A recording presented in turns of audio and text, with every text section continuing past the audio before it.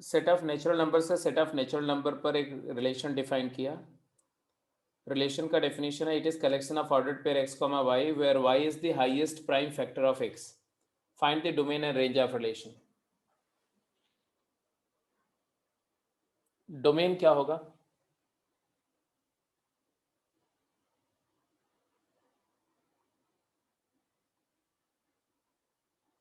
अगर x की value 1 है तो y क्या आएगा?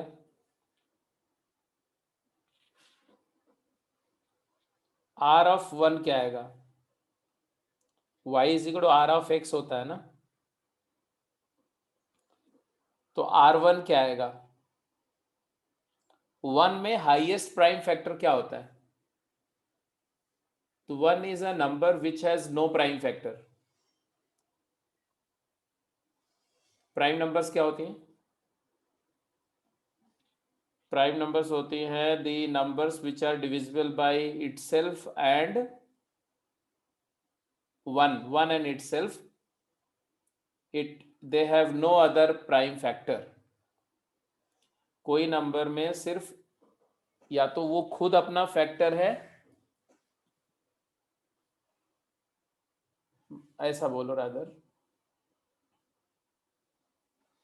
Integer other than 1 which is divisible by 1 and itself।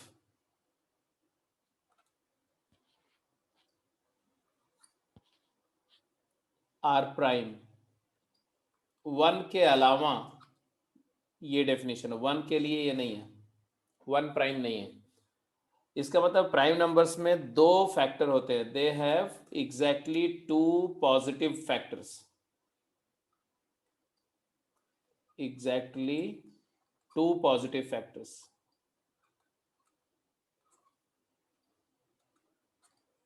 जैसे 2, तो 2 के फैक्टर क्या है? 1 and itself, 3 1 and itself, 5 1 and itself, 7 1 and itself. तो ये नंबर्स प्राइम है। तो 1 में तो कोई प्राइम फैक्टर नहीं है, तो R1 इज नॉट डिफाइंड। चलो, रिलेशन में जरूरी नहीं है कि हर एक इनपुट से आउटपुट आए, तो इसमें कोई ट्रबल नहीं है। बट R2 क्या होगा? What is R2? 2 का हाईएस्ट प्राइम फैक्टर क्या है? 2। R3 क्या होगा? 3। R4 क्या होगा? R4 2। R5 क्या होगा? 5। R6 क्या होगा? 6 में हाईएस्ट प्राइम फैक्टर क्या होगा? 3। Very correct. मेरी बात समझ रहे हो? डोमेन क्या है इसका? What is domain? Domain input की सारी पॉसिबल वैल्यूज होती हैं, ऑल पॉसिबल इनपुट का सेट। क्या क्या इनपुट हम दे सकते हैं? 1 नहीं दे सकते बेटा। सानिया, 1 का आउटपुट तो मिला ही नहीं मेरे को, तो 1 कैसे डोमेन होगा? डोमेन वो नंबर्स होंगे जो रिलेशन में पार्टिसिपेट करेंगी। फर्स्ट सेट वो नेचुरल नंबर जिनका आउटपुट मिल रहा है, तो 2 3 4 5 6 एटसेट्रा, ये डोमेन है। लिखना चाहो तो इसको लिख सकते हो, set of natural number except 1, other than 1 all set of natural number is domain. हाँ, स्टार्ट विथ 2। रेंज क्या होगा इसका? रेंज, अब रेंज में आउटपुट देखो, आउटपुट क्या आ रहा है? 2 आ रहा है, 3 आ रहा है, 5 आ रहा है, 7, मतलब प्राइम नंबर्स आएंगे ना। तो set of primes, set of primes, prime number का सेट आउटपुट हो जाएगा।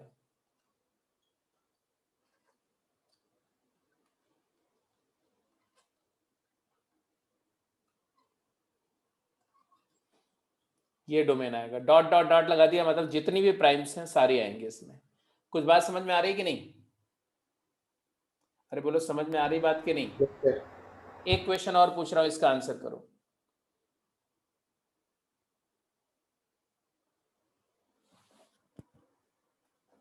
A relation R is defined from set A to set B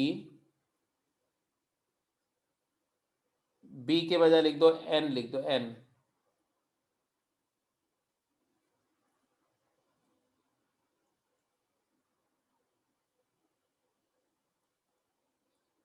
where A is collection of element x such that x belongs to natural number and x is less than equal to 7.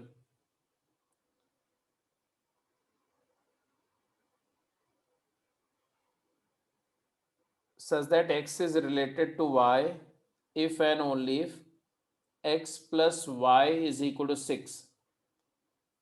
Find the domain and range of R if A दिया हुआ, चलो ये तो defined है। हाँ जल्दी बताओ।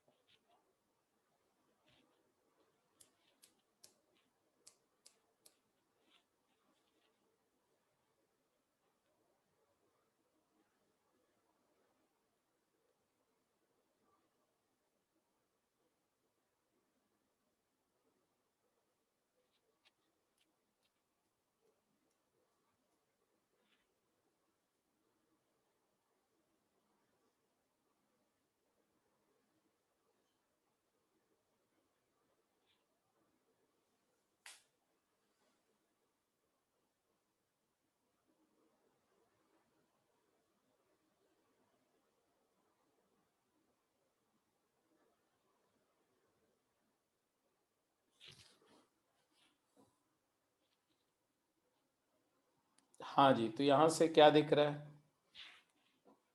That हमारा रिलेशन आर जो होगा वो collection of ordered pair x comma y होगा such that x plus Y is equal to 6 and x belongs to A and y belongs to natural number set। तो ऑब्वियस सी बात है कि इसमें ऑर्डर्ड पेयर क्या क्या आएंगे। x plus Y is equal to 6 का मतलब होता है y is equal to 6 minus X, because y natural number होना चाहिए तो 6 माइनस एक्स पॉजिटिव आना चाहिए, तो x की वैल्यू 6 से छोटी होनी चाहिए, this is for sure. x की वैल्यू 6 से बड़ी नहीं हो सकती, तो इससे क्लियर हो गया कि ये जो a सेट के एलिमेंट में हम 7 नहीं ले सकते, तो हम एलिमेंट क्या ले लेंगे, x1 लेंगे, 2 लेंगे इनपुट, 3 इनपुट लेंगे, 4 इनपुट ले सकते हैं, 5 इनपुट भी ले सकते हैं, 6 इनपुट भी ले सकते हैं, 6 के बियॉन्ड कोई इनपुट नहीं ले सकते हैं। अब 6 ले सकते नहीं ले सकते ये भी अभी सोचना है, ठीक है। 6 भी नहीं ले सकते क्योंकि 6 लेंगे तो y 0 आ जाएगा, 0 नेचुरल नंबर नहीं है, तो 5 से इनपुट मैक्सिमम आप 5 तक ले सकते हैं। अब आउटपुट निकालते जाओ, ये इनपुट 1 है तो आउटपुट क्या आएगा, तो x की वैल्यू 1 डालो तो 5, 1,5, 2,4, 3,3, 4,2, 5,1। तो ये relation as a set of ordered pair आ गया, relation as a set of ordered pair.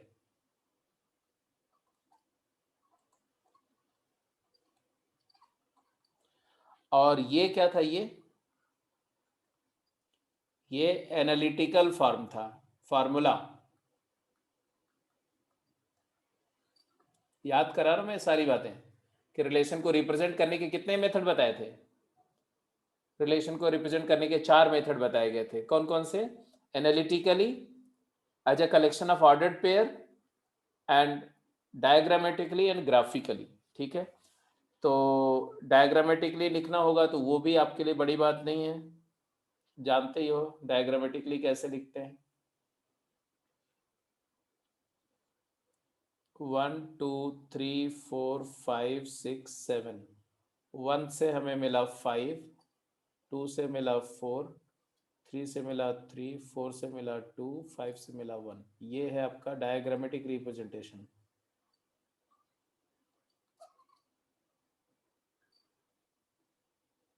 इसमें और भी एलिमेंट होंगे, इसमें एलिमेंट और भी होंगे ऐसे, क्योंकि नेचुरल नंबर का सेट। और डोमेन क्या आ गया? डोमेन तो आपने बता ही दिया, 1 2 3 4 एंड 5। और रेंज क्या है? रेंज 1 2 3 4 5।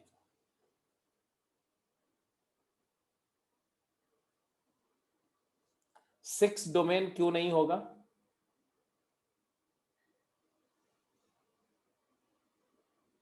सर अगर हम 6 डोमेन लेंगे तो हमें रेंज 0 लेनी पड़ेगी जो कि होल नंबर है। हाँ, अगर x में 6 लेते हो तो y 0 हो जाएगा, और हमें बोला गया कि y जो है वो कहाँ का एलिमेंट है? नेचुरल नंबर का।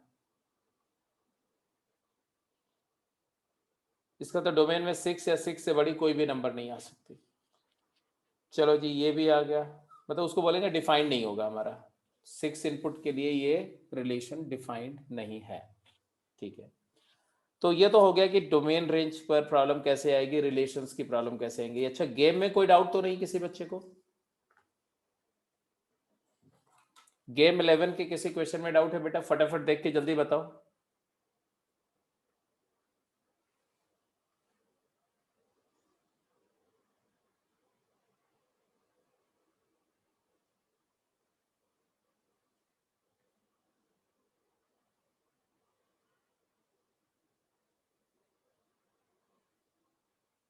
टेन में भी डाउट होगा वो भी बोल सकते हो, 11 का डाउट है वो भी बोल सकते हो।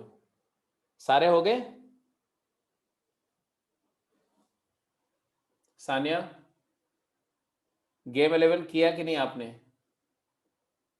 जिससे मैं बात कर रहा हूँ आप अनम्यूट करके मेरे से बात करें। Talk to me. Sania, yes game 11 के क्वेश्चन कर लिए बेटा? सर। हम्म, सर 12th की पार्ट में डाउट है। 12th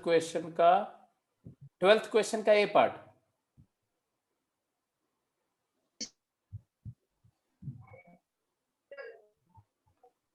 you are not audible. Sir one मैंने सेकंड। हाँ, मैंने बोला था कि फर्स्ट 11 क्वेश्चन आप करना, फर्स्ट 11। 12th किया है तो कोई बात नहीं, वो भी डिस्कस कर लेंगे, लेकिन फर्स्ट 11 में कोई डाउट है? खुशी तुम बोलो बेटा तब तक।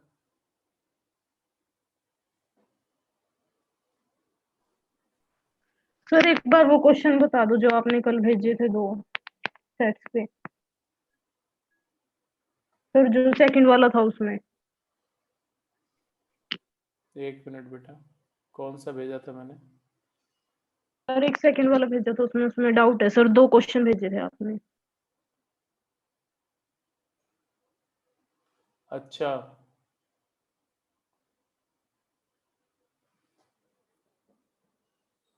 कौन सा? इसमें कई सारे क्वेश्चन नंबर 3 4। एक था A set is consist of element 1 3 5 7 9 11 13 15 17। B दिया हुआ है और पता चल करना था A prime A bar union B intersection B bar, ये वाला। या इसमें एक क्वेश्चन था x equal to 4 to the power n minus 3n-1। कौन सा बोल रहे हो आप? सर कल आपने 2 क्वेश्चन भेजे थे सर, उनमें से सर एक मैं उस पे लिखा हुआ question number 7 suppose A1 A2 A2 अच्छा A30 या 30 सेट्स। अच्छा, ठीक है, देखो देखो देखो। वो वाला क्लियर नहीं।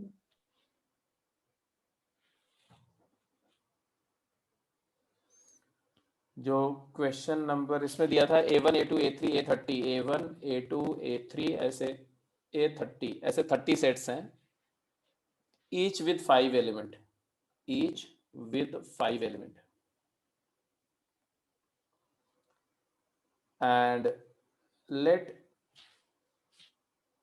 capital A be multiset of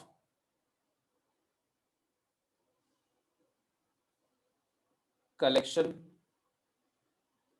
of all elements of A1 to A30। अगर मैंने A1 से लेके A30 ये जितने भी सेट्स हैं इनके सारे सेट को इकट्ठा कर लिया, अब हो सकता है कि इसमें कुछ एलिमेंट रिपीट होंगे, कुछ एलिमेंट A1 A2 A3 सब में कॉमन हो, कुछ हो सकता है 2 में कॉमन हो, कुछ 3 में कॉमन हो।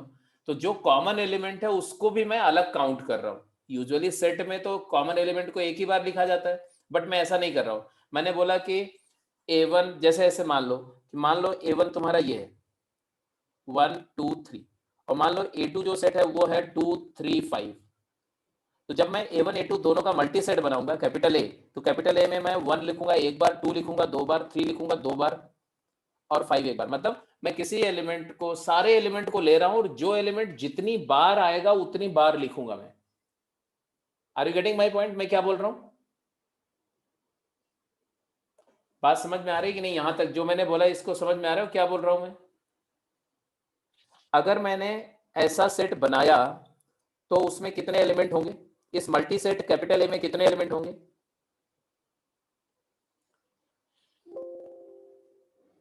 मैंने बोला ऐसे मल्टी सेट कैपिटल ए में टोटल कितने एलिमेंट होंगे ये बताना आपको बेटा।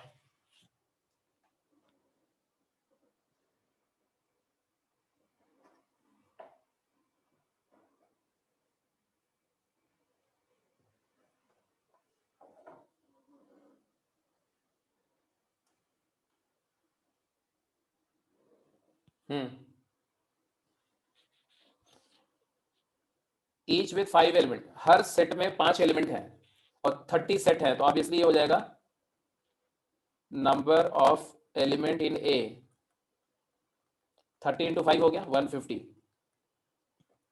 ऐसे ही फिर इन्होंने बोला कि B1 B2 B3 Bn, B1 B2 ऐसे Bn, ये ईच हैव 3 एलिमेंट, सब में 3 एलिमेंट्स हैं। अगर इनका मल्टी सेट जो है वो B है, इनके सारे एलिमेंट को इकट्ठा करके जो मल्टी सेट बना वो B है, तो number of element in B, multi set B में कितने एलिमेंट होंगे? 3n। इतनी बात समझ में आ गई? अब क्वेश्चन को फर्दर पढ़ो, अब इसको पढ़ो, सब समझ में आएगा सब कुछ। अब इन्होंने फर्दर बोला क्या कि अगर सारे ए को यूनियन आई वेरीज 1 से लेके 30, इसका मतलब होता है A1 union A2 union A3 ऐसे करके यूनियन A30, सारे के सारे सेट का यूनियन ले लिया, यूनियन। अब यूनियन में याद रखो रिपीट करके एलिमेंट नहीं आते हैं, अगर कोई एलिमेंट रिपीटेड है तो एक ही बार आता है यूनियन में, याद है कि नहीं आपको? अरे भाई बोलते रहा करो तुम लोग, अनम्यूट कर लो अपने आप को, बात करते रहो, बीच बीच में बताते रहो।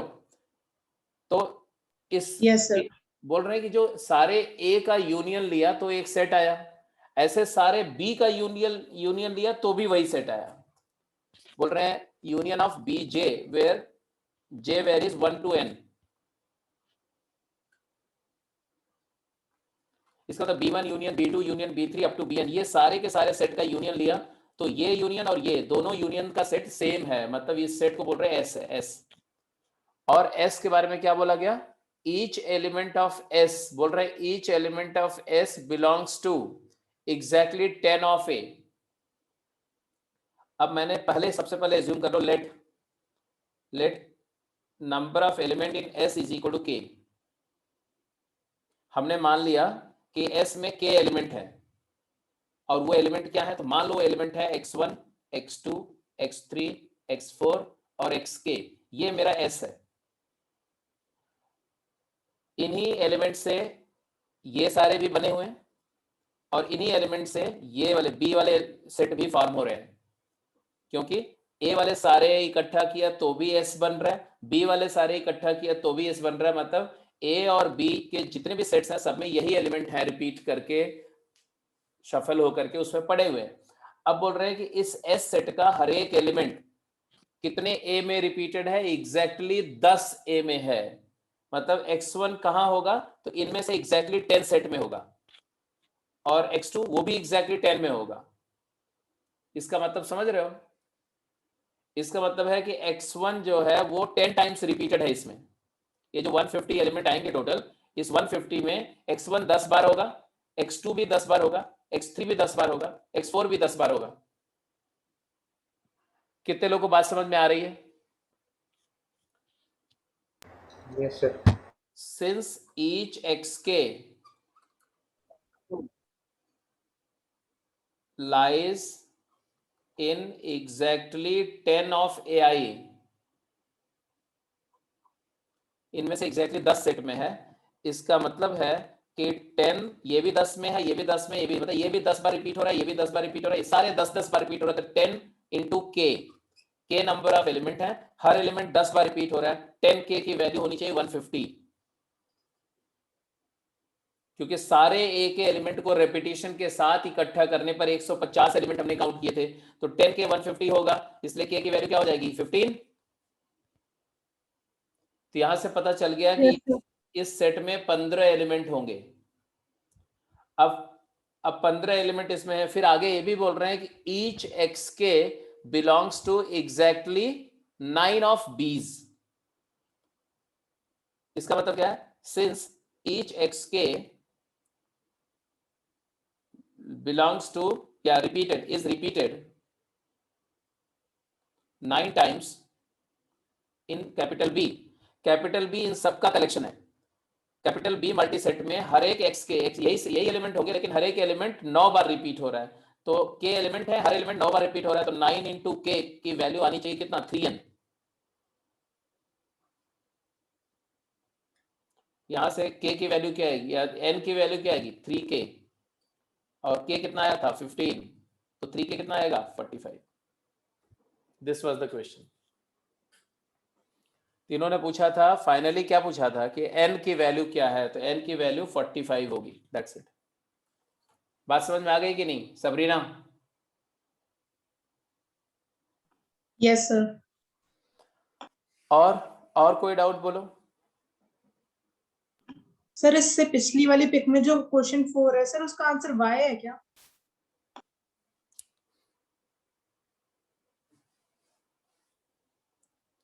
चलो मैं बता ही देता हूँ, देख लो ध्यान से। फोर्थ क्वेश्चन जो था डाउट में, एक्स सेट जो था उसके अंदर एलिमेंट है 4 to the power n minus 3n minus 1 such that n is a natural number। अगर मैं इसमें n की कुछ वैल्यूज दूं तो आएगा n equal to 1 पर क्या आएगा, n equal to 1 0 आएगा।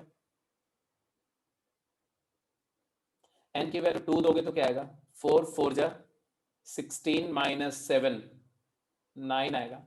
n की वैल्यू 3 दोगे तो क्या आएगा 4 क्यूब इज 64 minus 10 54 आएगा।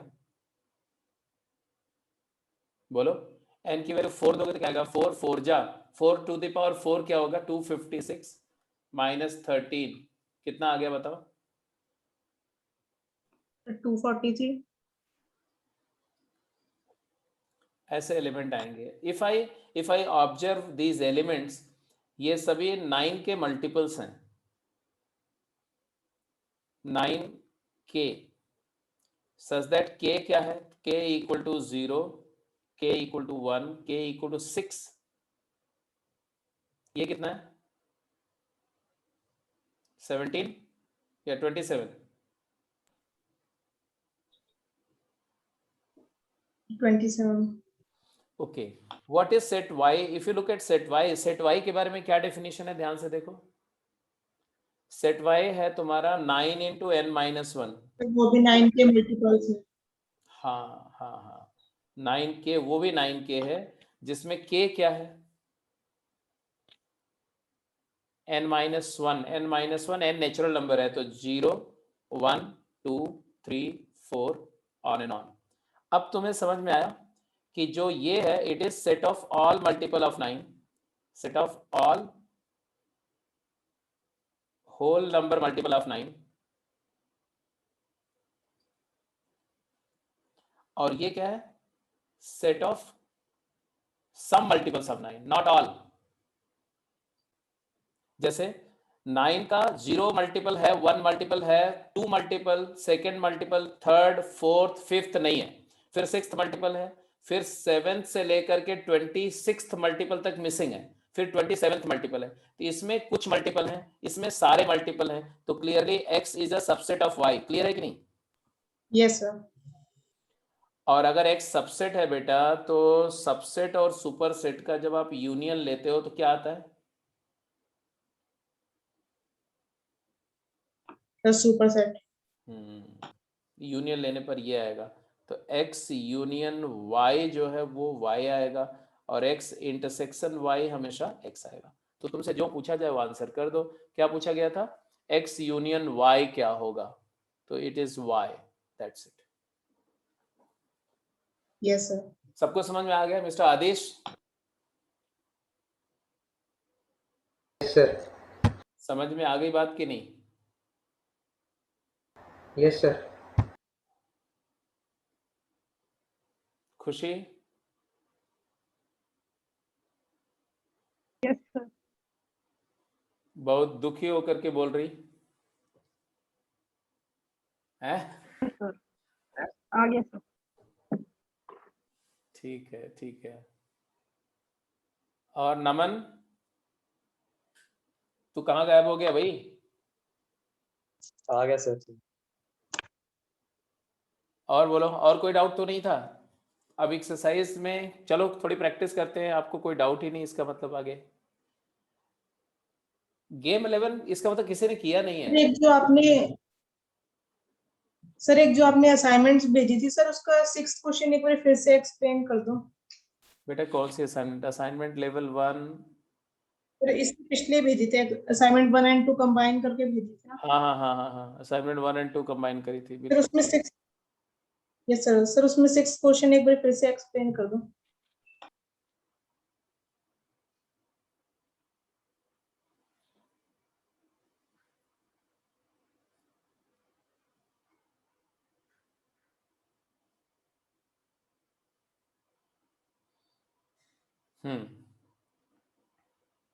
फर्स्ट क्वेश्चन से लेकर के मैंने कहाँ तक बोला था वैसे करने के लिए इसको?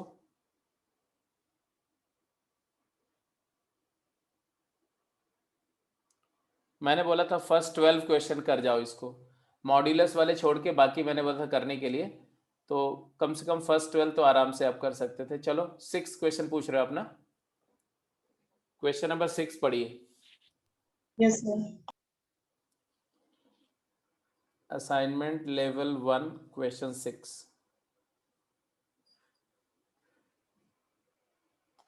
A survey shows that 63% of Indians like cheese, whereas 76% like apple.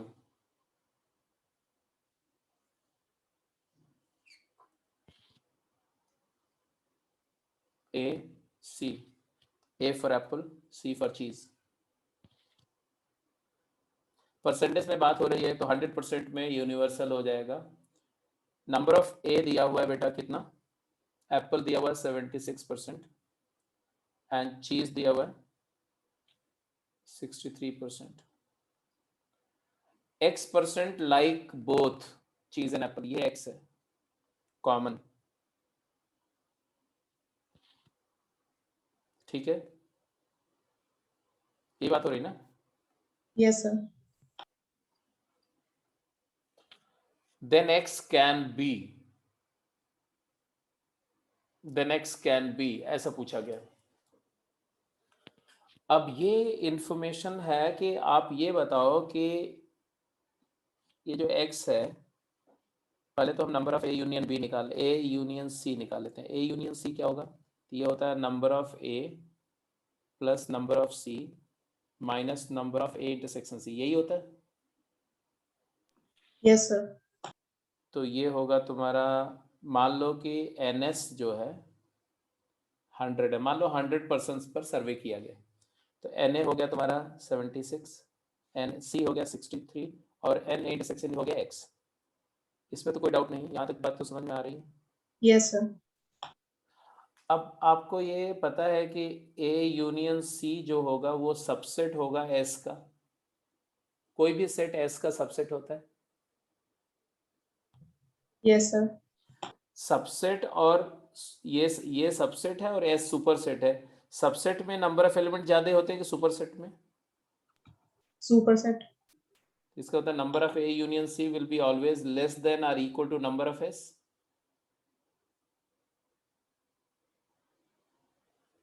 Yes और नो? Yes sir. इसका मतलब इन दोनों को ऐड करो, कितना आया ये? 76 और 63 मिलके कितना आया? 139 139 माइनस एक्स। तो 139 माइनस एक्स जो है इसकी value less than equal to 100 होनी चाहिए। Yes sir. इसका मतलब यहाँ से एक बात तो समझ में आ गया कि 139 minus 100 is less than equal to X, तो एक्स की value greater than equal to 39 होनी चाहिए। Yes sir. एक्स क्या है, कॉमन है ना, एक्स दोनों का कॉमन है, तो एक्स की वैल्यू 39 मिनिमम होनी चाहिए, 39 से कम कॉमन तो हो ही नहीं सकता। अब आंसर क्वेश्चन तो सॉल्व हो गया। एक्स मैक्सिमम क्या हो सकता है, तो ये जो कॉमन है, ये जो कॉमन एरिया है, ये ए से ज्यादा तो नहीं हो सकता और सी से भी ज्यादा नहीं हो सकता।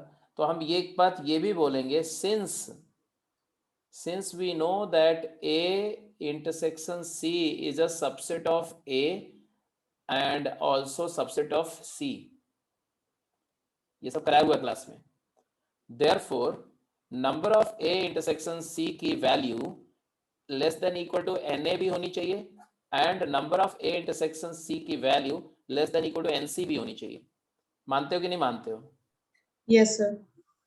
इसका मतलब है कि x की जो वैल्यू है वो लेस देन इक्वल टू 76 भी होनी चाहिए एंड x की value less than equal to 63 भी होनी चाहिए।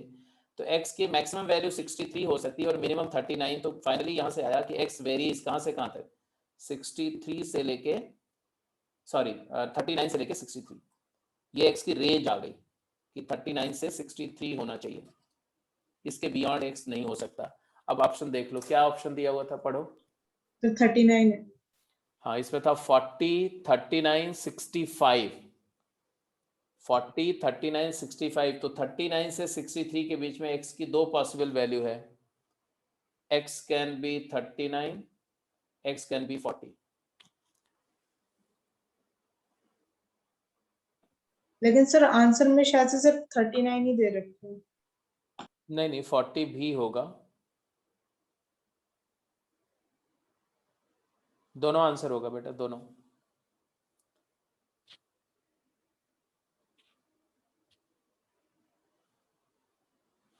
अगर x की वैल्यू 39 लेते हो तो एक पॉसिबिलिटी ये भी हो सकती है ना कि ये 39 है। अगर ये 39 हुआ तो ये कितना होगा, ये बाहर वाला, ये वाला, ये कितना होगा, तो 76 माइनस 39 कितना होता है, सर 37। करेक्ट। और ये वाला कितना होगा, ये वाला c माइनस a, ये होगा 63 माइनस 39, 24। 24। और ये भी पॉसिबल है, इन तीनों का सम करो कितना आएगा, 37, मतलब ये 76, ये पूरा 100 हो गया ना। अब A यूनियन C एग्जैक्टली 100 हो गया, number of A union C 100 हो गया। लेकिन ये तो नहीं लिखा हुआ है ना कि all the Indians either like चीज और लाइक एप्पल, कुछ ऐसे भी तो हो सकते हैं जो नाइदर चीज नॉर एप्पल भी लाइक करे, वो भी पॉसिबिलिटी हो सकती है। अब जो दूसरी पॉसिबिलिटी है वो जरा देखो, जो 40 वाला आंसर क्यों हो सकता है ये मैं बता रहा हूं, ध्यान से देखना।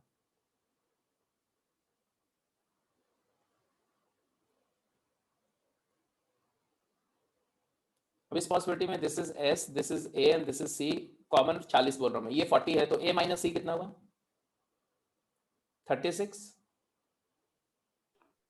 Yes sir. और C माइनस A कितना हुआ, 63, 23। 40, 23। अब यहां पर A यूनियन C का नंबर क्या है बेटा,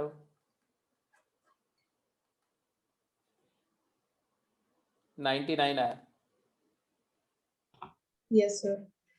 इसका मतलब एक पर्सन कोई ना कोई ऐसा है जो ना तो एप्पल लाइक करता है ना तो चीज। अब इस क्वेश्चन में ध्यान से सुनो, अगर ये क्वेश्चन में लिखा होता a survey shows that 63% of Indian like cheese and 76 like apple and no Indian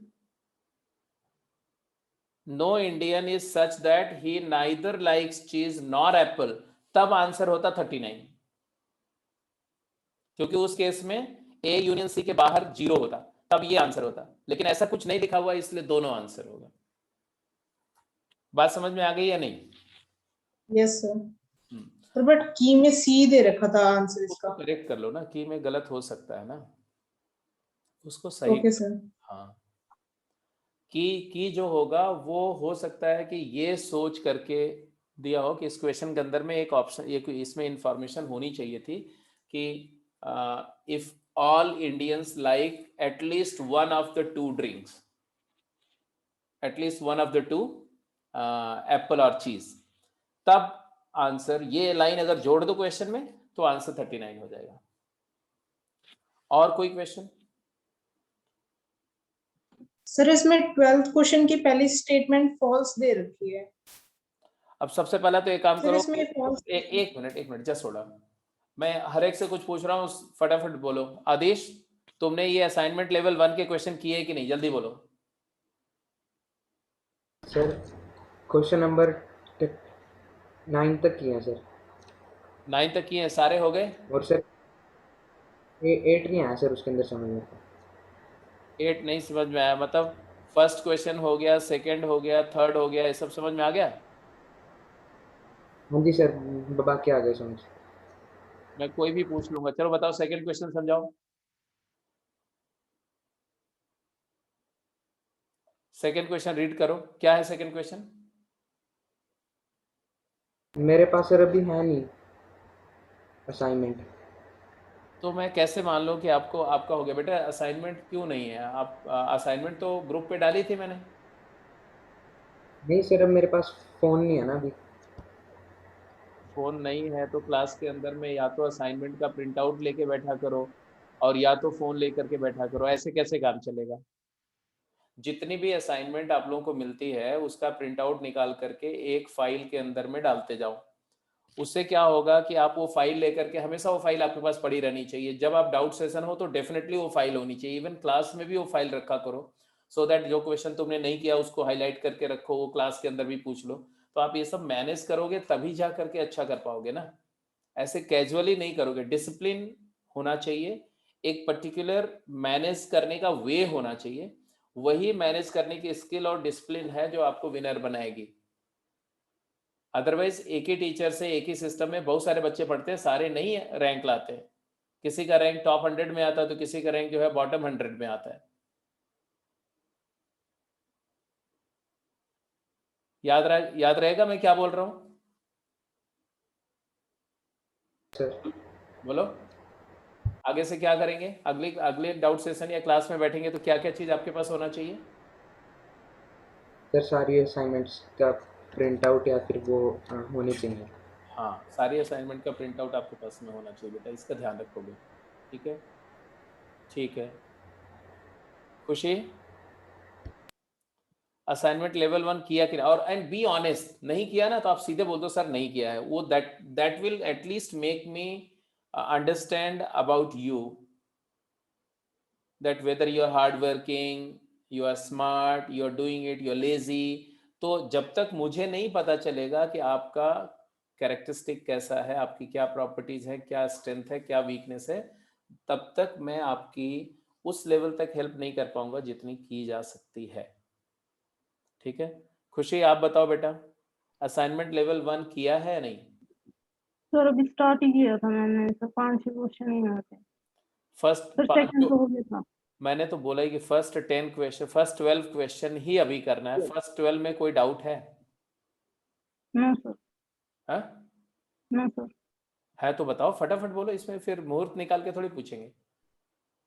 no sir, लेकिन सर जो सेकंड क्वेश्चन है उसमें सर ऐसे ही होगा ना, जैसे उसमें मल्टीपल ले लेंगे सर हम, जैसे सर 7n और 3n पूछ रखा है उसमें, तो सर उसका 21n, उसका मतलब हाँ सर उनका एलसीएम लेके आएगा ना सर। हाँ हाँ, जैसे देखो an लिखा हुआ है, an पे क्या आएगा ना, इसमें खुद दिखा है, an एक सेट है, इधर a लगा हुआ है n के पहले, इसका मतलब ये डिफाइन कर रहे हैं कि a इंटू एक्स है, such that x is a natural number.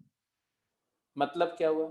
मतलब हुआ कि a में x मल्टीप्लाई करना, और x एक नेचुरल नंबर है, तो नेचुरल नंबर क्या क्या होता है? 1 2 3, तो a एक एलिमेंट आएगा, 2a एक एलिमेंट आएगा, 3a एक एलिमेंट आएगा, 4a एक एलिमेंट आएगा, ऐसे आएंगे। इसका मतलब set of multiples of a, set of multiples of a। ए का टेबल, तो an क्या है, ए का टेबल लिख दो। bn क्या होगा, bn हो जाएगा बी का table, b 2b 3b 4b, ये bn हो जाएगा। बात समझ में आ रही है? तो a का मल्टीपल और bn क्या हो गया, b का मल्टीपल। अब इन्होंने बोला कि अच्छा अगर ऐसा है तो an इंटरसेक्शन bn क्या होगा, तो जो इस सेट में और इस सेट में, ये दोनों सेट में जो कॉमन होंगे, तो ये हो जाएगा तुम्हारा सेट ऑफ कॉमन मल्टीपल्स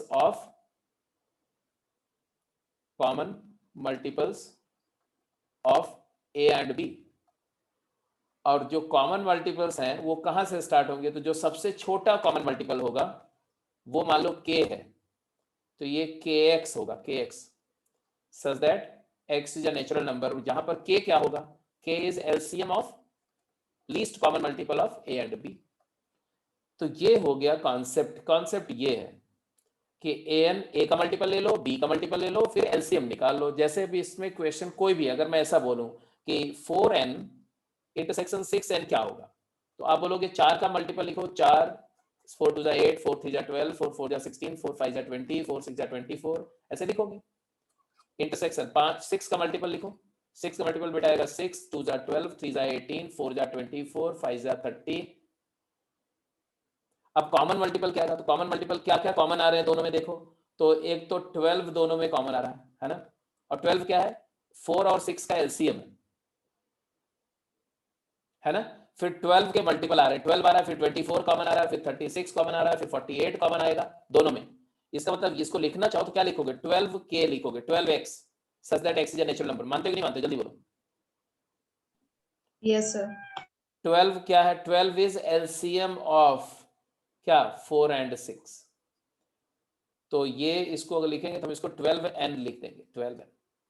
तो ये कॉन्सेप्ट आया बेटा, जो मैंने कॉन्सेप्ट समझा दिया आपको। अब क्वेश्चन में दिया हुआ था, सेकंड क्वेश्चन में क्या दिया हुआ था, सेकंड क्वेश्चन में दिया था कि भाई आप मुझे बताओ 3n इंटरसेक्शन 7n क्या होगा, तो आप बोलोगे 3 और 7 का एलसीएम क्या होता है, 21। तो ये 21n हो जाएगा, दैट्स इट। तो सिंपल सा क्वेश्चन था, एक बार कॉन्सेप्ट समझने की बात थी। तो और कोई क्वेश्चन में डाउट, फर्स्ट 12 में किसी क्वेश्चन में डाउट है? अच्छा पहले बताओ फर्स्ट 12 किसका इसका हो गया, सबरीना तुम्हारा हो गया फर्स्ट 12 बेटा? यस सर, तो 12th में है सर। हाँ अभी आ रहा हूं मैं 12th पे। अच्छा खुशी, अभी तुम्हारा तो फर्स्ट 4 ही हुआ है राइट? Yes sir. तो ऐसा करो 4 के आगे तुम अभी करो फटाफट, 5th से लेके 12th कर लिए सर, मैंने 8 कर लिए। हाँ सर अभी 8 कर लिए मैंने, आगे कर लिए। याद कर लिए मतलब? क्वेश्चन कर लिए 8 क्वेश्चन। अभी तुम्हारे पास क्वेश्चन नहीं है क्या?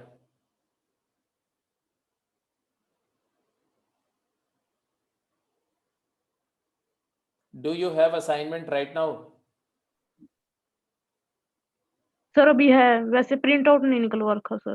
नहीं कोई बात नहीं, असाइनमेंट अगर है तो असाइनमेंट को खोल लो और क्वेश्चन अपनी कॉपी पे क्वेश्चन नंबर 5 से लेकर के 12 तक के जो क्वेश्चन है फटाफट अभी करो, अभी करते रहो उसको। Okay sir. हाँ ओके सर। हाँ सबरीना, नमन तुम्हारा कहाँ तक हुआ है इसमें?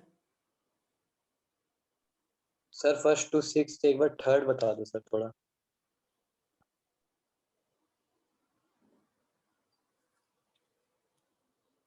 थर्ड क्वेश्चन,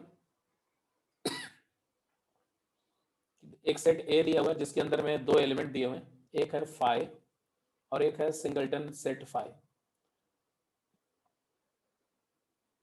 अब बोल रहे हैं इसका पावर सेट क्या होगा, पावर सेट ऑफ ए क्या होता है, it is set of all subsets of A set के सारे सबसेट के कलेक्शन को पावर सेट बोलते हैं। ये तो पता है ना तुम्हें कि power set is a set of subsets? Yes sir. ठीक है, सबसेट कैसे बनाते हैं ये बेटा मैंने समझाया था आपको कि सबसेट लिखते कैसे हैं। तो ये 2 एलिमेंट हैं, इन्हीं दोनों एलिमेंट को नो एंड एस से डील करते हैं। अगर मैंने दोनों को नो बोल दिया तो कोई एलिमेंट सेलेक्ट नहीं हुआ तो एक एम्प्टी सबसेट बन जाएगा, एम्प्टी सबसेट। फिर इसको यस और इसको नो बोल दिया तो एक सबसेट बनेगा जिसमें एक एलिमेंट होगा क्या 5, और फिर इसको यस बोल दिया और इसको नो बोल दिया तो एक एलिमेंट का सबसेट बनेगा, लेकिन वो एलिमेंट वो 5 नहीं होगा, वो सिंगलटन 5 एलिमेंट होगा। और जब दोनों को यस बोल दिया तो एक 2 एलिमेंट वाला सबसेट बनेगा जिसका एक एलिमेंट पहला 5 अल्फाबेट होगा और दूसरा एक सेट होगा जिसका 5 एलिमेंट होगा। तो ये है पावर सेट ऑफ ए। बात समझ में आ गई तो बोलो यस, और नहीं समझ में आई तो बोलो नो। यस सर, अब आगे वो बीच में सर एक पावर से 5 सेट वाला रह गया था जो बीच का था, हाँ तो जिसमें 5 नहीं है। उसमें सीधा सा तरीके, जैसे मान लो अगर मैं कुछ भी लिखूं, जैसे अगर मैं लिखता हूं कि ए ऐसा कुछ एलिमेंट है, एक्स है, 5 है, सिंगलटन एक्स है, ऐसा मान लो। अब मैं बोलूं इसका पावर ए लिखो, पावर ए, तो सबसे पहले तो आप बोलोगे पावर ए में 2 की पावर नंबर ऑफ ए मतलब 2 क्यू मतलब 8 एलिमेंट होंगे। वो 8 कौन से होंगे? तो पहले तीनों को नो बोल दो, तो नल, नल तो हमेशा ही होगा। उसके बाद 3 singleton,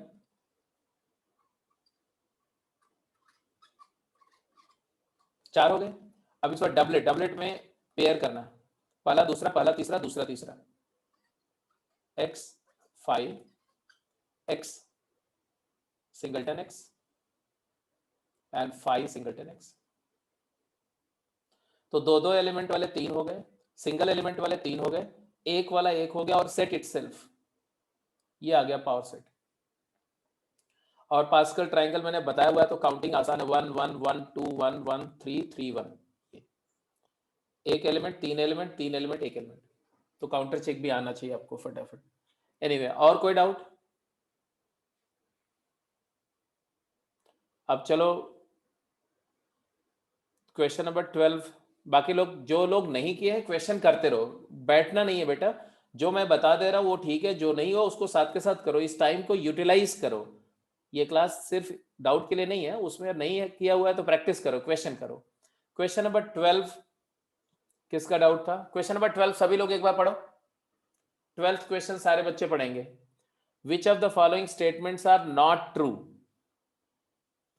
Which of the following statements are not true? Difference of two irrational number is irrational number.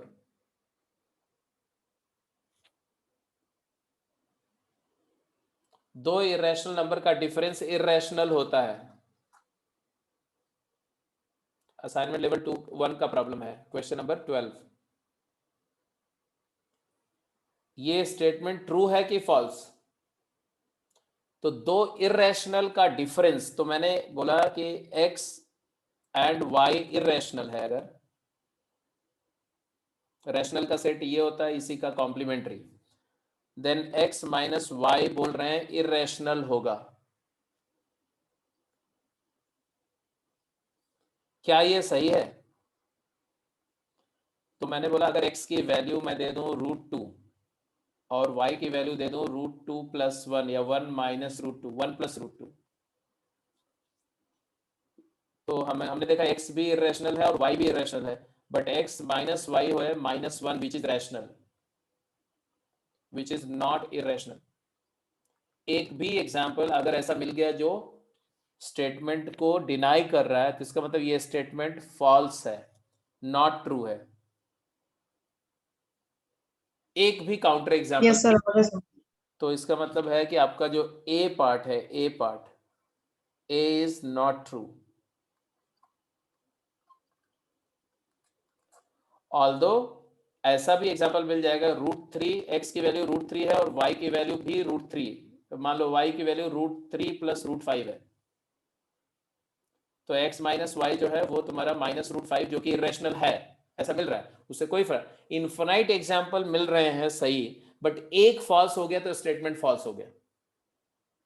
I hope you understand, mathematics का मतलब यही होता है। Yes sir. ठीक है, मैथमेटिकल स्टेटमेंट, वो मैथमेटिकल स्टेटमेंट ट्रू कब होता है? जब वो हमेशा ट्रू हो। और फॉल्स कब होता है? जब वो एटलीस्ट वंस फॉल्स हो, कम से कम एक बार फॉल्स हो। ऐसे बी स्टेटमेंट पे जाओ। बी क्या है? बी को पढ़ो, रीड करो बी स्टेटमेंट। सबरीना रीड करो। Any number of the form p by q such that p and q belongs to integer and q is not equal to 0 is always rational. हाँ, p by q such that p and q are integer and denominator q is not equal to 0 is rational. यही तो rational की definition है. Rational numbers क्या है? वो numbers, इसको बोलते हैं P ऑफ Q, मतलब एक ऑब्जेक्ट के Q नंबर ऑफ पार्ट किए जाएं. जैसे किसी ऑब्जेक्ट का आप इक्वल पार्ट करो, 8 पार्ट करो इक्वल, और उस 8 में से अगर 3 पार्ट ले लो तो इसको बोलते हैं 3/8. और 3/8 पूरे ऑब्जेक्ट का एक डेफिनेट एग्जैक्ट पार्ट होता है, बिल्कुल डेफिनेट पार्ट होता है. यहीं से आइडिया आया किसका?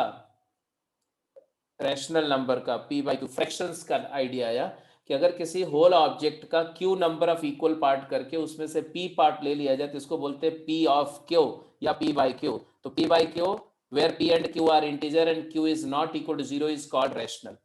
तो ये तो ट्रू स्टेटमेंट है. This is a true statement. All the rational numbers will be always of the form p/q. तो ये ट्रू है. C, the inequality x less than y or equal to y and y less than equal to z and z less than equal to x. अगर x y से छोटा है, y z से छोटा है और z x से छोटा है तो क्या होगा? तो बोल रहे हैं ऐसा x is तभी equal to होगा y is equal to z. हाँ, बोल रहे हैं ऐसा तभी होगा जब x y z तीनों इक्वल हो जाएं. कैसे? कैसे इस बात को प्रूव करोगे? क्या ये सही है? गलत? सर ट्रू है. ट्रू है. कैसे बोलोगे? तो सबसे पहले ट्रांजिशन प्रॉपर्टी से बोलोगे अगर x less than equal to y, y less than equal to z का मतलब होता है x less than equal to z. x less than equal to z and z is less than equal to x, मतलब x is greater than equal to z. ये दोनों बातों को देखो. ये तभी होगा x z से छोटा भी है और बड़ा भी है या इक्वल है. तो यहां से आएगा x इक्वल टू z. क्यों? क्योंकि एक बोल रहे हैं x less than z, x greater than z, x less than z, x equal to z, x equal to z, x greater than z, x equal to z, x equal to z. तो इसमें ये एक साथ हो नहीं सकता, ये भी एक साथ नहीं हो सकता, ये भी एक साथ नहीं हो सकता. तो एक ही पॉसिबिलिटी है जो एक साथ हो, x इक्वल टू z. तो ये x इक्वल टू z हो गया. अब अगर x और z इक्वल हो गया तो इस पे आ जाओ. इन दोनों से क्या रहा है? So y is equal to z. y less than equal to x आया ना. y z से Yes, छोटा sir. है, z x से छोटा है तो y less than equal to x आ गया. ठीक है.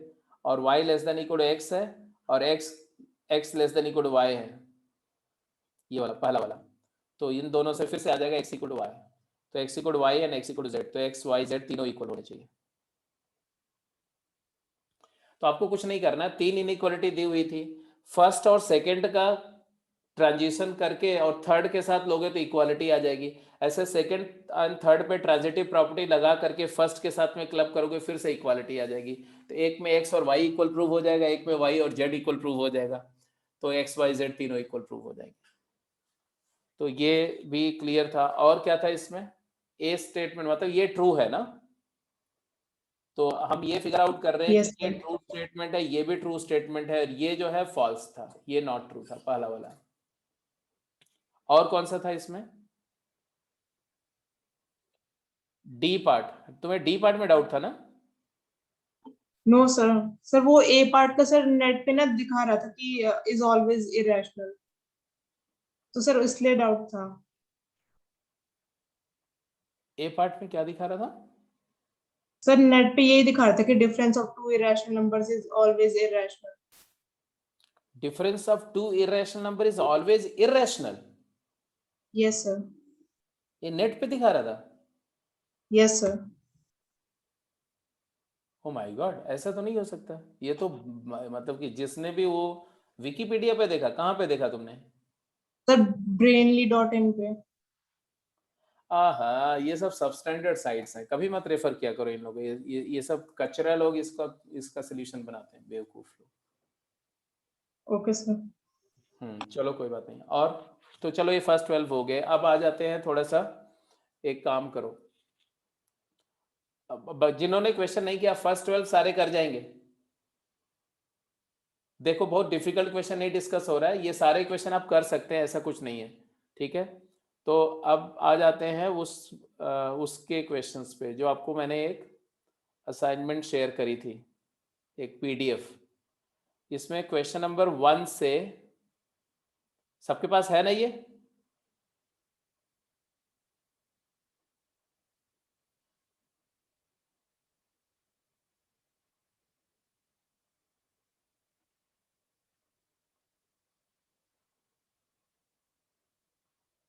फर्स्ट 27 क्वेश्चन से 36 फटाफट करो बेटा सभी लोग।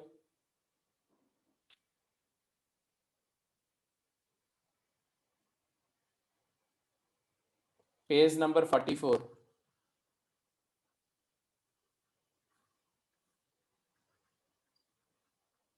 ये जो पीडीएफ क्वेश्चन बैंक इनइक्वालिटी पे शेयर किया था मैंने ना, इसकी मैं बात कर रहा हूँ।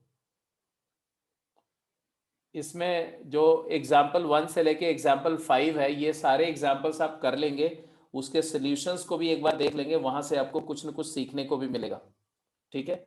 बट मैं अभी उसकी बात नहीं कर रहा हूँ, I am just going by 27th। मैं क्वेश्चन यहाँ लिखते जा रहा हूँ सो दैट आप, जैसे है x minus 1, 3 minus X and x minus 2 whole square greater than 0, x का सोल्यूशन लिखने के लिए बोल रहे हैं। तो शुरू वाले क्वेश्चन तो बहुत सिंपल सिंपल हैं, ये सारे तो डेफिनेटली हो जाने चाहिए थे। अभी करो फटाफट, मैं यहाँ लिख दे रहा हूँ सो दैट आपको वहां से रेफर करने की जरूरत नहीं है। 6x minus 5 upon 3x minus 7 greater than 0, 2x minus 3 upon 3x minus 4x plus 1 है यहाँ पर, I am very sorry.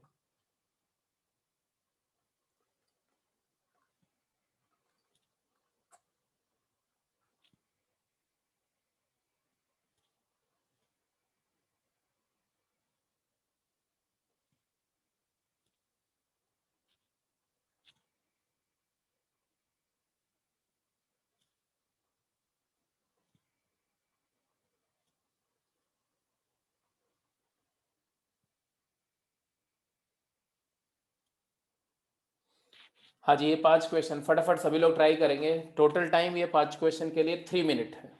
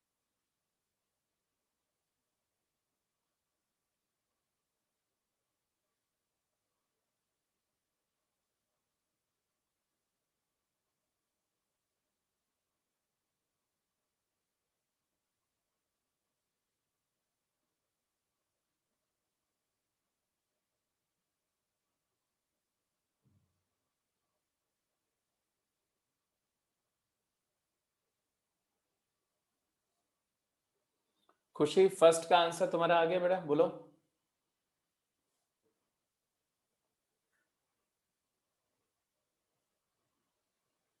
Yes sir आ गया।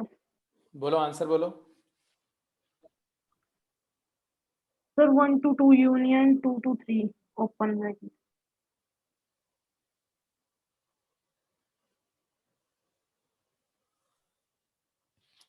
लीडिंग कोएफिशिएंट क्या है इसमें, पॉजिटिव या negative? Sir root negative.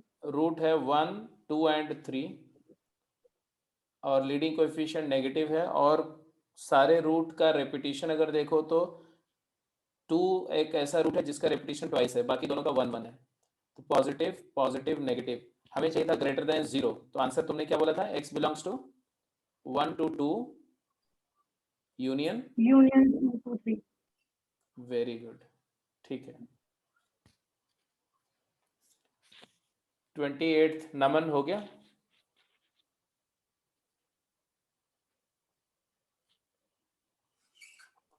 Yes sir. बोलो बेटा क्या है answer. Sir sir -1/4 open to 5/6।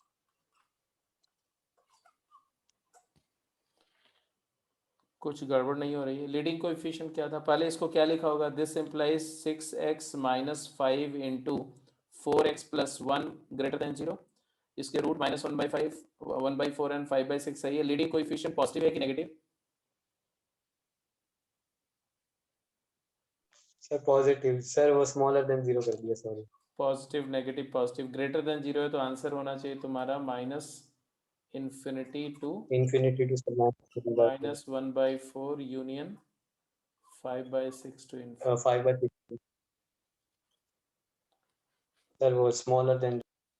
बस इसका ध्यान रखना है, जल्दबाजी में या प्रेशर में आकर या किसी भी सिचुएशन में हड़बड़ा के घबरा के डेस्परेट होके आंसर गलत नहीं होना चाहिए, समझ में आया? तो पेशेंस रखो, कूल रहो, ठीक है। अगर 10 लोग तुम्हारे सर पे चिल्लाते भी नहीं आंसर बोलो आंसर बोलो आंसर बोलो, फिर भी तुम्हारा टेम्परामेंट बिल्कुल डेविएट नहीं होना चाहिए। 29th Sania. Sir -infinity to 3/2 और सर यूनियन 7/3 टू इंफिनिटी। 3/2 और 7/3 कौन बड़ा है बेटा?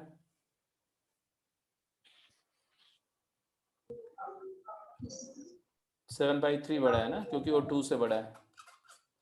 Leading coefficient positive negative positive, और तुमने बोला आंसर -इन्फिनिटी से क्या बोला, 3/2, यही बोला था ना, यही बोला था ना? Yes sir. ठीक। 30th एंड 31st जल्दी करिए, क्विक। किसका इसका हो गया, जिसका हो जाए raise your hand. 30th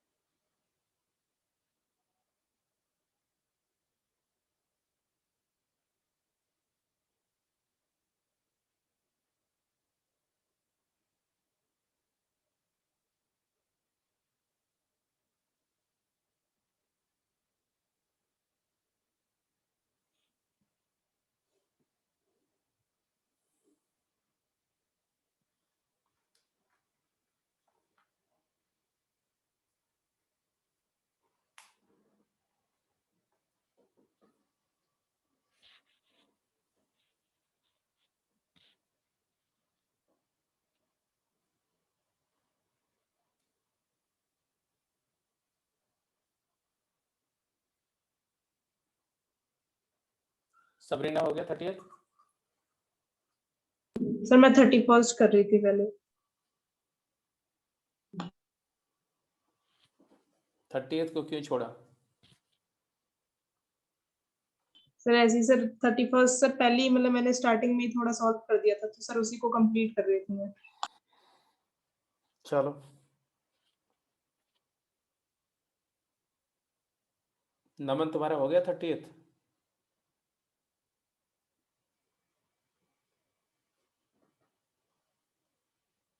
no sir, sir 31st हो गए।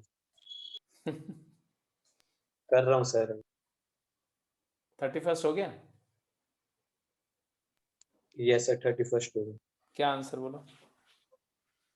सर ओपन 2/3 ओपन 2 से 3 करेक्ट, एक्सप्लेन करो क्या किया। सर पहले तो ये क्या कहते हैं तो x² - 5x + 6 इसका मिडिल टर्म स्प्लिट अप और फैक्टराइजेशन से तो वो आ गया x - 2 × x - 3 आ गया। यस सर हम्म, सर फिर x² + x + 1 का फैक्टराइजेशन करा इसका फैक्टराइजेशन कैसे किया? सर वो b² - 4ac में d माइनस आ रहा है तो इसका फैक्टराइजेशन हुआ ही नहीं है हम्म, मतलब हम्म। यही है उसके बाद फिर x - 2 और x - 3 को नंबर लाइन पे 2 और 3 नहीं, दे इसका फैक्टराइजेशन नहीं हुआ, इसका मतलब क्या होता है? सर कि इसको तुमने रिजेक्ट कर दिया, क्या किया? सर सर इसमें इसकी हमेशा वैल्यू माइनस नेगेटिव ही आएगी इसका मतलब ये नेगेटिव की पॉजिटिव? सर सॉरी पॉजिटिव ही आएगी पॉजिटिव क्यों? सर क्योंकि जब इसे जब भी पुट करेंगे डी को तो फिर इसकी वैल्यू हमेशा वहां पर फॉर्मूले में नहीं, ऐसे नहीं बोलो, ऐसे बोलो कि The sign of leading coefficient. since d is negative, therefore the sign of expression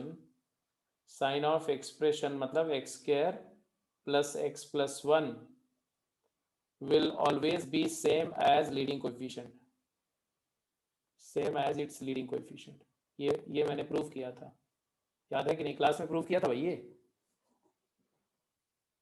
अरे यार, जब ax² plus bx plus c को हमने स्क्वायर कंप्लीट किया था तो यही तो आया था, x plus b/2a का whole square and plus minus d/4a।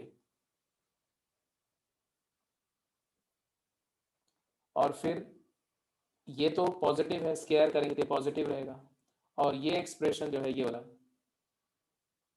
d negative है तो माइनस d पॉजिटिव होगा, नीचे 4a स्क्वायर है, ये भी पॉजिटिव होगा तो ये भी पॉजिटिव होगा, तो पॉजिटिव और पॉजिटिव को ऐड करके पॉजिटिव आएगा, मतलब ये पूरी क्वांटिटी हमेशा पॉजिटिव रहेगी।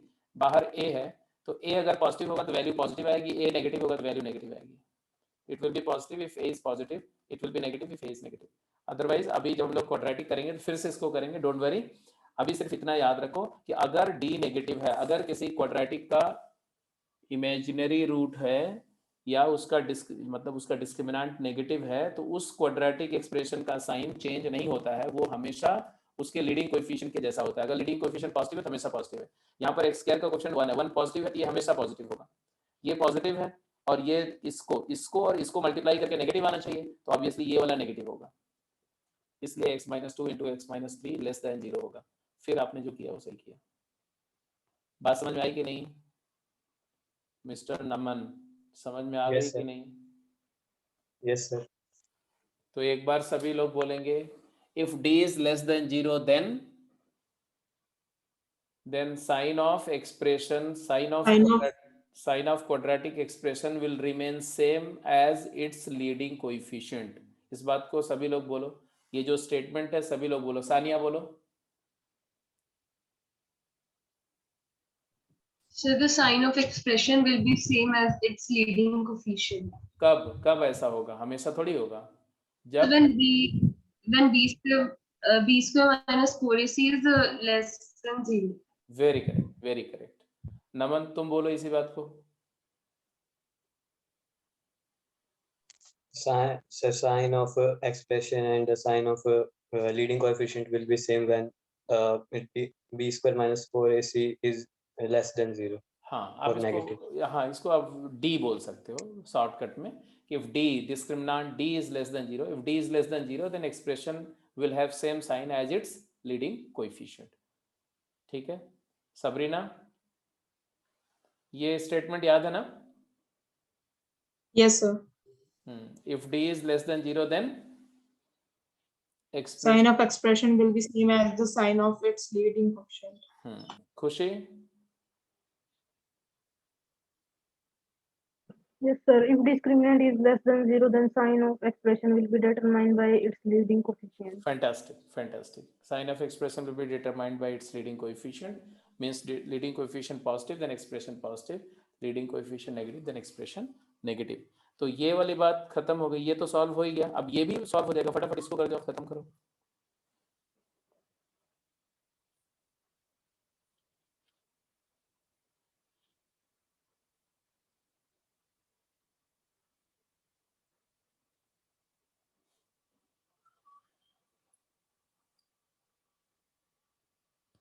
थर्टियथ पार्ट,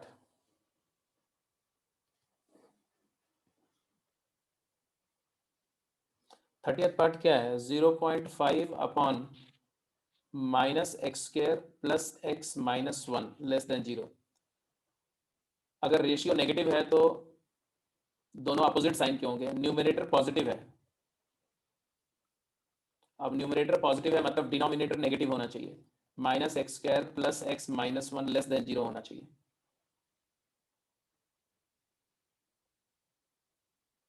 इसी को आप ऐसे भी लिख सकते हैं, x square minus x plus 1 is greater than 0। Minus से मल्टीप्लाई किया, इनइक्वालिटी रिवर्स हो गई, इज दैट इट? बोलो। Yes sir. अब ये वाला क्वाड्रेटिक के बारे में फैक्टर करने की कोशिश करने के लिए आपको पहले डी देखना पड़ेगा। डी इसका क्या है बेटा? सर नेगेटिव है। -3 है डी। डी लेस देन 0 का मतलब क्या हुआ? It has sign of leading coefficient. हाँ, it has same sign as leading coefficient 1, मतलब ये हमेशा, दैट इज ऑलवेज पॉजिटिव। ये एक्सप्रेशन आप बोल रहे हो हमेशा पॉजिटिव होगा, ये हमेशा पॉजिटिव होगा। इन्होंने पूछा कि ये पॉजिटिव कब होगा, तो आप बोल रहे हो हमेशा होगा, मतलब आंसर क्या आया? x belongs to real number. तो इस वाले, इसका सोल्यूशन सेट है ऑल रियल, -∞ to ∞। तो ये भी हो गया, ये भी हो गया। अब देखो ये 5 क्वेश्चंस जो आपने किए, मैक्सिमम से मैक्सिमम 4 मिनट या 5 मिनट लगेगा। मतलब अगर आप 1 घंटे टाइम डेडिकेटेड फॉर्मेट में अगर आप ये क्वेश्चन बैंक पे लगाओगे 1 घंटे, तो कम से कम आप 30 क्वेश्चन ट्राई करोगे, ठीक है? और इस एक्सरसाइज में टोटल 120 क्वेश्चन के आसपास है।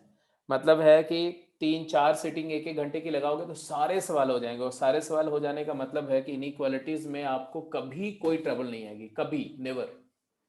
आपको मास्टरी हो जाएगी इनइक्वालिटी की, ठीक है?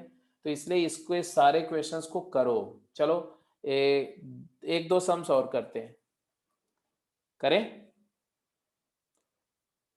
बोलो, टेस्ट कंडीशन में 1-2 क्वेश्चन और दें या थक गए हो तुम लोग?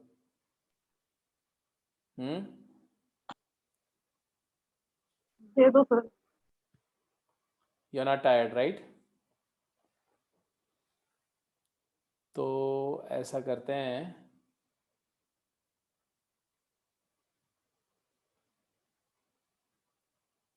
कहाँ तक किया आपने? 31 तक किया है ना?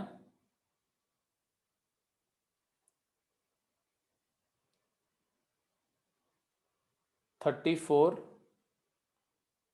35, 36, 37, 38। चलो जल्दी करो। 34, 35, 36, 37, 38 ये करना है आपने। और मैं लिख दूँ, क्वेश्चन भी लिख देता हूँ। 34 is X square plus 4x plus 4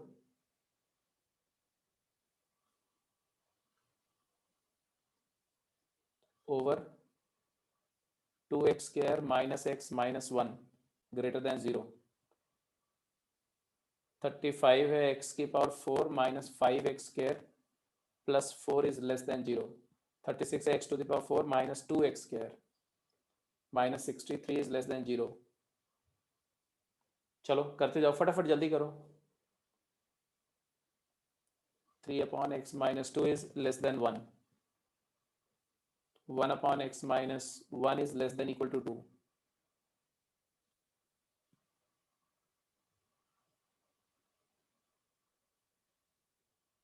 एक 40,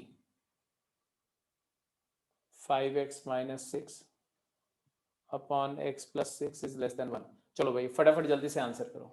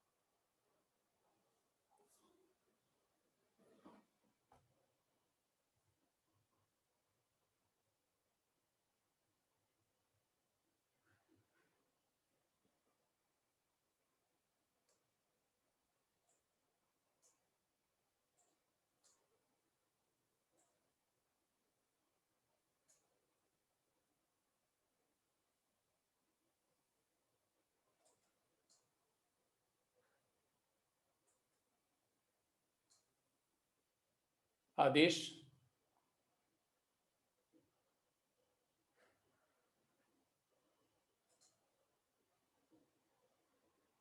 थर्टी फोर्थ हुआ बेटा?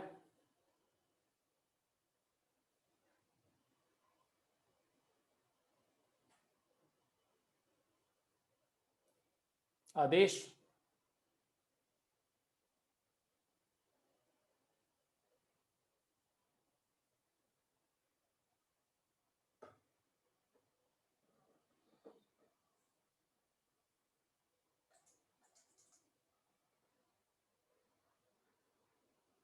आदेश कहाँ खोया है भाई?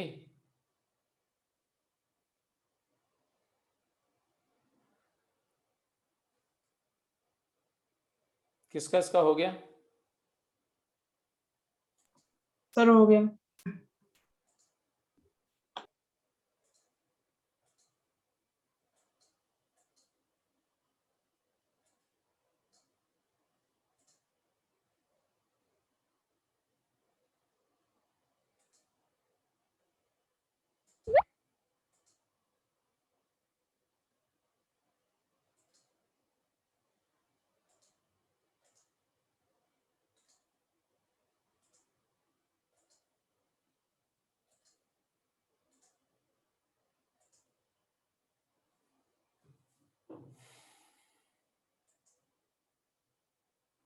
चलो देखो फटाफट देखो 34th।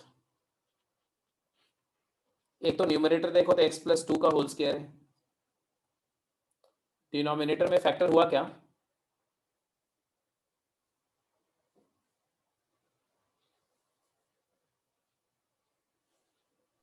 So 2x plus 1 x plus 2x minus 2x plus 1 plus x लिख सकते हैं।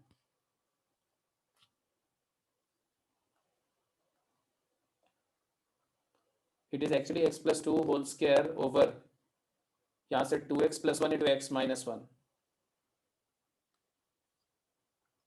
This implies what? x plus 2 whole square into x minus 1 into 2x plus 1 has to be greater than 0। वेविकर method लगाएंगे। एक root है minus half, एक root है minus 2, एक root है 1। माइनस 2 दो बार रिपीटेड रूट है, बाकी सब सिंगल सिंगल है। लीडिंग कोएफिशिएंट पॉजिटिव है, नेगेटिव पॉजिटिव पॉजिटिव। मतलब ये ग्राफ कुछ ऐसा है कि पॉजिटिव से आएगा नेगेटिव होगा, फिर पॉजिटिव से आएगा फिर पॉजिटिव रहेगा ऐसा। अब हमें चाहिए था x बिलोंग्स टू पॉजिटिव चाहिए, एक्सप्रेशन पॉजिटिव कब है, तो आंसर आएगा -∞ से -2 ओपन यूनियन -2 से -½ ओपन यूनियन 1 से इन्फिनिटी। किसका आंसर यही था?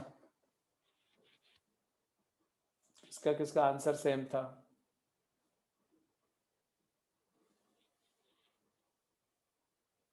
-∞ -2 से -½ यूनियन 1 से इन्फिनिटी। सबरीना तुम्हारा आंसर बिल्कुल ठीक था। ठीक है बेटा, ठीक है ठीक है ठीक है। अगला पार्ट 35 36 रेज योर हैंड जिसका इसका 35 हो गया।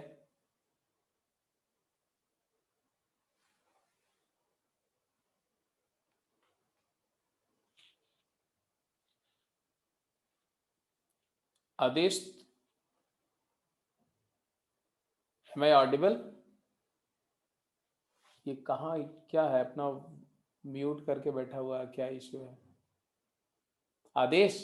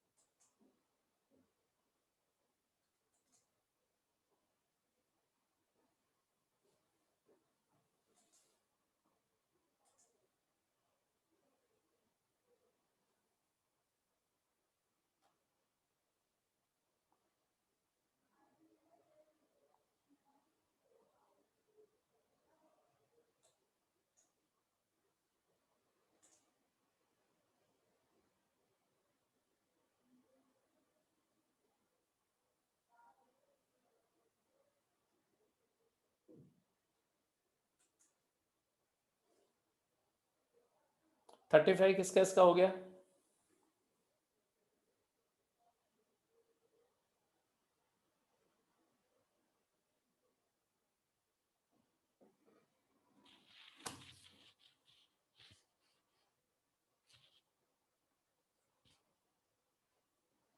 इसका फैक्टर हो रहा है।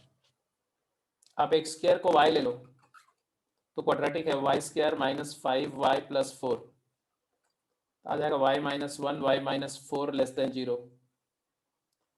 अब y को x स्क्वायर वापस डाल दो तो x square -1 × x square -4 less than 0। फिर इसको फिर फैक्टर करो, x -1 x + 1 x -2 x + 2। अब वेविकर मेथड लगा दो, -2 -1 1 2। लीडिंग कोएफिशिएंट पॉजिटिव, सारे रूट सिंगल है, नेगेटिव पॉजिटिव नेगेटिव पॉजिटिव। हमें चाहिए answer x belongs to less than 0। Less than 0 मतलब नेगेटिव चाहिए, तो -2 से -1 यूनियन 1 से 2। यही आंसर आया सबका?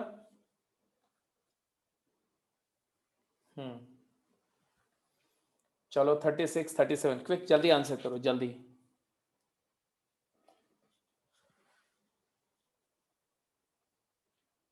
थर्टी सिक्स भी फैक्टर हो जाएगा, 36 भी फैक्टर हो जाएगा इजीली। देखो क्या फैक्टर हो रहा है, एक्स स्क्वायर को y लेकर के 63 x to the power 4 y -9 into y + 7। बिल्कुल सही, मिडिल टर्म को स्प्लिट कर दिया तो x square into x square -9 + 7 into x square -9, फिर x स्क्वायर -9 कॉमन ले लो, फिर आया x -3 x + 3 और x स्क्वायर + 7 लेस देन 0। ये तो हमेशा पॉजिटिव है, d less than 0 leading coefficient से बोलो तो भी आज पॉजिटिव में पॉजिटिव ऐड करके पॉजिटिव ही आता है। ये हमेशा पॉजिटिव है, मतलब x-3 और x+3 का प्रोडक्ट क्या होना चाहिए, नेगेटिव होना चाहिए, ये वाला नेगेटिव होना चाहिए। तो यहाँ से वेविकर मेथड से आंसर आ गया, क्या आ गया, x बिलोंग्स टू -3 से 3।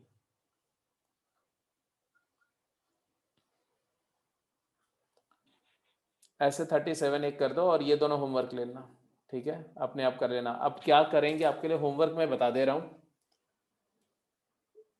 जो इस वाली यही जो एक्सरसाइज से आप कर रहे हैं उसी पीडीएफ का आप क्वेश्चन नंबर कहाँ तक करके रखेंगे, मिनिमम मैं बोल रहा हूँ, उसके अलावा आप कर लेंगे अच्छी बात है, ठीक है। 40 से लेकर के 75 तक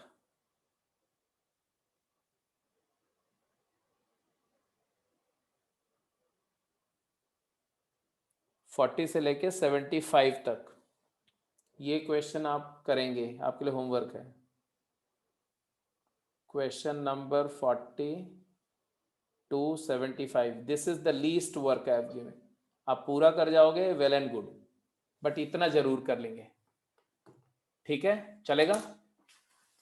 और मैं कॉन्सेप्ट कोई भी रैंडमली पूछूंगा, हमेशा तैयार रहना, मैं किसी भी क्लास में कुछ भी पीछे जो पढ़ाया गया उसमें से रैंडमली कुछ भी पूछ सकता हूँ आपसे।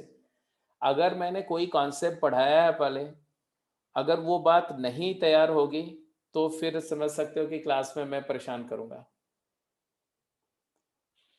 इसलिए कॉन्सेप्ट पर हमेशा प्रिपेयर्ड रखो, नोट्स को रिवाइज करते रहो, जो जो मेन बातें बताई जो ज़्यादा इस्तेमाल होती है वो तो डेफिनेटली याद रहनी चाहिए, ठीक है। और जो काम किया दिया जाए बेटा उसको करेंगे। तो ये क्वेश्चन करेंगे प्लस गेम 11, फिर से मैं बोल रहा हूँ गेम 11 के सारे सवाल कर जाओ और गेम 10 के भी सारे सवाल कर जाओ, ठीक है, याद रहेगा। Yes sir. मिस्टर आदेश, यस सर। उसको तो वॉइस ही नहीं क्लियर जा रही। नमन, याद रहेगा बेटा। Yes sir. ठीक है, तो आज की क्लास को यहीं पर एंड कर रहे हैं, ठीक है। मैं सिर्फ यही ऑब्जर्व करूंगा कि ये जो क्वेश्चन मैंने दिया उसमें किसके डाउट ज़्यादा होते हैं, कौन ज़्यादा डाउट पूछता है। जो ज़्यादा डाउट्स पूछेगा मैं मानूंगा वो ज़्यादा प्रैक्टिस कर रहा है, ठीक है। तो मिलते हैं नेक्स्ट क्लास। वैसे तो आपकी अभी अगली क्लास कब है, मंडे को है ना, नेक्स्ट क्लास आपकी मंडे है ना। Yes sir. हाँ, तो आपके पास में फ्राइडे आज का दिन है, सैटरडे है, संडे है, ठीक है, और एक टेस्ट भी है। तो चलो कोई बात नहीं, मंडे को मिलते हैं। मंडे तक ये सारे क्वेश्चंस के डाउट आप ग्रुप पे डाल दोगे। और मैंने अभी आपको क्या बोला, the number of doubt you post, उसी से मुझे पता चलेगा कि आप कितना कर रहे हैं। इसका मतलब ये नहीं कि आप ऐसे बिना प्रैक्टिस किए हुए डाउट डाल दो, आप क्वेश्चन करो, जो नहीं है उसको आप डाउट पूछो, उसको तुरंत रिप्लाई करेंगे, ठीक है। ओके, चलो bye, have a nice day, bye. और कुछ किसी को पूछना तो नहीं।